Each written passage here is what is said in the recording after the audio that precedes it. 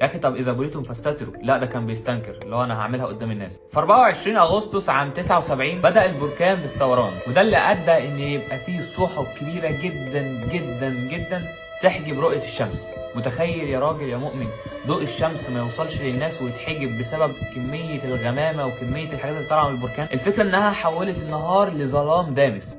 الفكرة ان اول ما شافوا المنظر ده اللي بدأ يجري منهم عن طريق البحر، واللي بيعتلي مكان عالي عشان يستخبى فيه من اللي هيحصل والكارثة اللي بتحصل. الراجل ده كان فيه شاهد عيان وصف الحالة، كان بيقول لك السحب كانت متصاعدة والبركان كان بيقذف نيران هائلة وتساقط رماد كثيف وهزات مصاحبة وارتفاع لمستوى سطح البحر، واللي بيعرف حاليا بالتسونامي، وتحول النهار لليل. والغريب ان مش المدينة استخبت او اندثرت لمدة 1600 سنة، بس الغريب كان في الشكل اللي طلع فيه اهل المدينة بعد نفس المدة دي كلها. ده جثثهم احتفظت على ملامحهم وعلى هيئتهم اللي كانوا عليها قبل البركان. ودرسوا حوالي